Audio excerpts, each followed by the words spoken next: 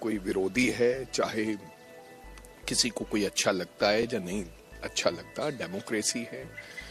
और अगर कोई किसी से नफरत करता है, इसका मतलब ये नहीं है कि कोई किसी को गोली मार दे। तो मैं इसकी करड़े शब्दों में निंदा करता हूँ, ऐसा नहीं होना चाहिए था। और मैं तो पहले भी कह चुका हूँ कि लॉ एंड ऑर्डर की स्थिति पंजाब के अंदर बिल्कुल ठीक ठाक नहीं है।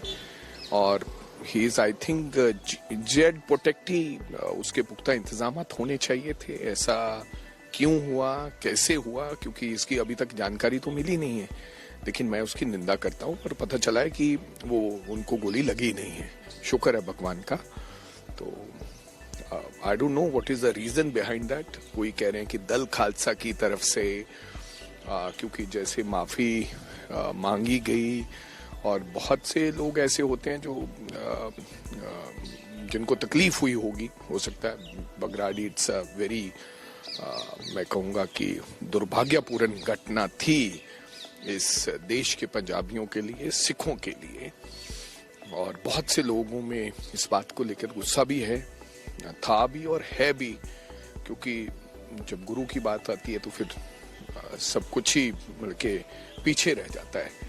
लेकिन इस प्रकार की घटना के लिए हम हामी नहीं भरते, और ऐसा नहीं होना चाहिए। और जिन लोगों ने ऐसा किया है उनके ऊपर कार्रवाई होनी चाहिए, उनको बिल्कुल छोड़ना नहीं चाहिए। ऐसा कानून हाथ में लेने की किसी को इस देश के अंदर इजाजत नहीं होनी चाहिए। और वो भी तब जब दरबार साहब जो है सबसे बड़ा जगह मानी जाती है पंजाब की, वहाँ गोली चलना। हाँ, देखो, गुरुद्वारा की परंपराएं हैं। मैं कहता हूँ गोली चलाने वाला भी तो बहुत बड़ा गुनहगार है, कि जो गुरु घर में बैठा हुआ व्यक्ति है उसके ऊपर जब आप गोली चलाते हो, तो मैं समझता हूँ कि सबसे बड़े गुनहगार तो आप हो। मेरे को इस बार की, मतलब कि मैं दोबारा फिर कहूंगा कि बहुत अफसोस है कि ऐसा नहीं होना चाहिए। अल्टीमेटली कोई दुश्मन तो नहीं है Sukhbir Singh Badal, he belongs to Punjab, और इंसान गलतियां करता रहता है। कोई गलतियां हुई होंगी तो इसलिए वो सजा भी भुगत रहे हैं।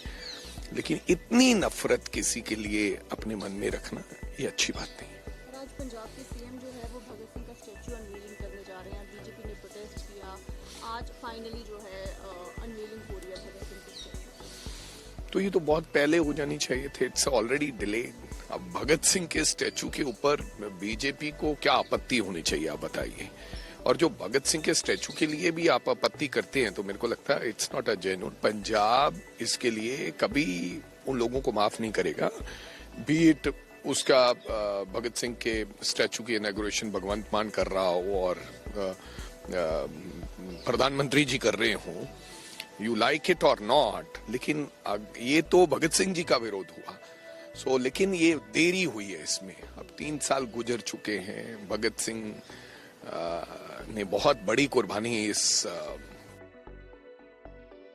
समझता हूँ कि ठीक है, वो इनॉग्रेशन कर रहे हैं तो मुबारकबाद।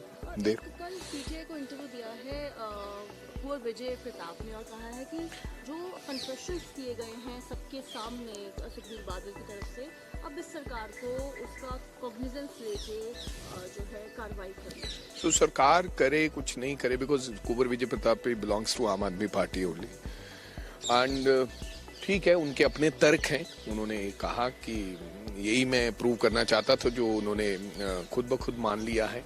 अब आगे क्या करना है नहीं करना है ये तो सरकार जाने, सरकार का काम जाने। और सरकार के वो वरिष्ठ लीडर हैं, और उन्होंने कैसा कहा था कि हम बगराड़ी को इंसाफ लेके देंगे चंद दिनों में। ये तो अंदर उनका ही अपना मामला है, so nothing to do with. हमारा तो ये है कि पंजाब की जो संगत है, पंजाब के जो लोग हैं, उन्होंने माफी देनी है नहीं देनी ये उनका मामला है। और उस घर में माफी होगी या नहीं होगी ये भगवान ने देखना है। हमारा काम,